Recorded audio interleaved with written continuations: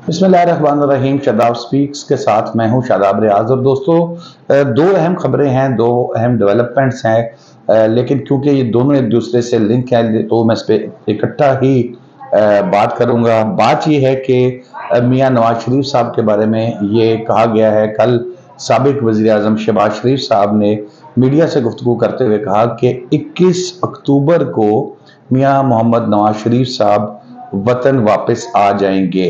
उसके साथ ही मरियम नवाज साहिबा ने अपनी ट्विटर पे जो डीपी है उस पर भी जो 21 तारीख थी अक्टूबर की, उस पर उन्होंने वो लगा दी अपनी तस्वीर वहां से हटा के। और फिर दूसरी बात, बिलावल भुट्टो जरदारी साहब का एक बयान सामने आया है जिसमें वो ये कह रहे हैं कि सियासी जमात को पता है कि इलेक्शन फरवरी में होंगे, लेकिन इलेक्शन कमीशन को और दीगर सियासी जमातों को ये इल्म नहीं है। तो ये क्या सवाल है? सबसे पहले बात करते हैं मियां नवाज शरीफ साहब 21 तारीख को, 21 अक्टूबर को वापस आएंगे या नहीं आएंगे। तो जनाब, सबसे पहली जो इम्पोर्टेंट चीज़ ये है कि मियां नवाज शरीफ साहब देखेंगे कि हालात क्या हैं।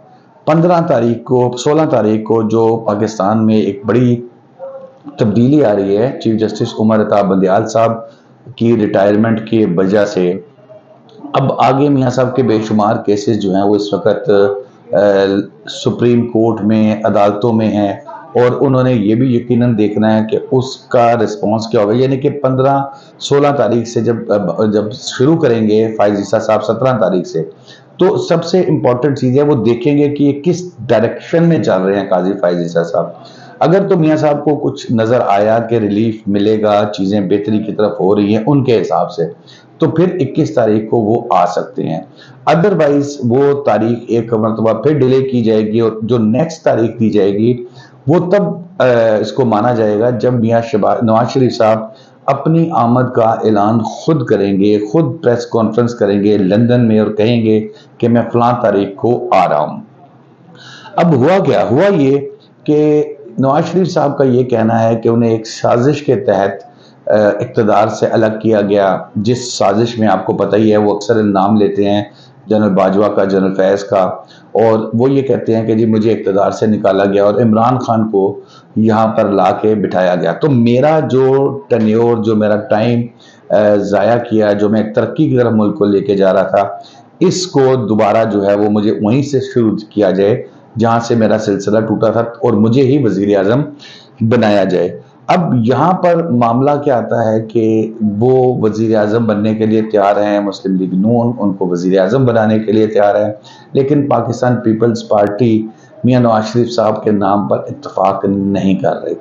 सबसे पहले तो उनका मौक़िफ़ ये है कि भाई किसी भी तरीके से आप इलेक्शन करवाएं, जो जीतेगा उसको आप इक़्तिदार मुंतकिल कर दें, लेकिन अंदर खाते उनका मामला ये है कि ठीक है, अगर आप मुस्लिम लीग नून को इक़्तिदार देना चाहते हैं तो 100 दफ़ा दें, लेकिन वज़ीर आज़म नवाज शरीफ साहब नहीं होंगे, वज़ीर आज़म शहबाज शरीफ साहब हों तो हम इकट्ठे हैं। अब इस बात से इख्तलाफ कर रही है नून लीग की लीडरशिप, इवन मियां नवाज शरीफ साहब खुद भी इख्तलाफ कर रहे हैं कि भाई मैं वज़ीर आज़म बनूंगा, मेरी कंटिन्यूटी टूटी थी। तो इसलिए जो बाकी की जो नून लीग की क़यादत है वो भी इस चीज़ पर इत्तफाक कर रही है कि मियां नवाज शरीफ साहब को ही वज़ीर आज़म बनना चाहिए, उनकी जगह किसी और को, शहबाज शरीफ साहब को या किसी और को वज़ीर आज़म बनाएंगे तो वो फिर कंटिन्यूटी नहीं होगी। पीपल्स पार्टी शहबाज शरीफ साहब के नाम पर राजी है, और जिन लोगों ने करना होता है, जो ताकतवर लोग हैं वो भी राजी हैं, लेकिन मियां नवाज शरीफ साहब नहीं राजी।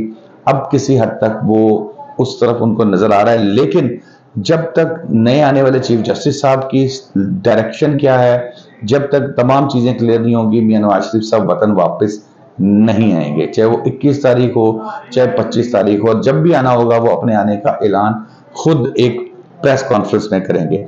दूसरी खबर जी, आज बिलावल भुट्टो साहब का एक बड़ा अहम बयान सामने आया है। उन्होंने कहा है कि इलेक्शन कमीशन को नहीं पता कि इलेक्शन कब होंगे, सियासी जमातों को नहीं पता कि इलेक्शन कब होंगे, लेकिन एक सियासी जमात मुस्लिम लीग नून की तरफ उनका इशारा है।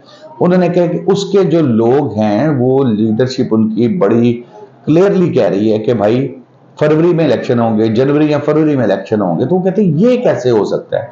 تو بلاول صاحب اتنے بھولے تو نہیں ہیں آپ کہ آپ کو یہ بھی اندازہ نہ ہو کہ ان کے پاس یہ خبر کیسی ہے. کنٹینیوٹی اس کی ایسی ہے کہ بلاول صاحب کے نالج میں یہ تمام باتیں تو ہیں ہی ہیں، اور اب وہ جیسے ان کا اینٹی اسٹیبلشمنٹ ایک نیا کریکٹر لایا جا رہا ہے، کریکٹر بنایا جا رہا ہے تاکہ وہ عمران خان صاحب کی جگہ فل کر سکے.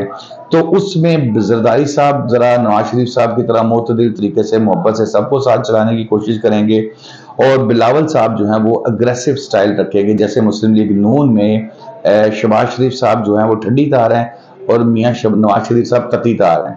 تو اس طریقے سے اس کی وجہ سے جو ہے نا یہ معاملہ اس طرف کو جا رہا ہے، اور یہ بھی اب کر رہے ہیں. بلاول صاحب نے بڑا دھواں خطاب کیا، بڑے سوالات اٹھائے منسٹرز کے حوالے سے، جو سابق منسٹرز ہیں ان کے حوالے سے. انہوں نے کہا اتحاد تھا، اب اتحاد ممکن نہیں ہے.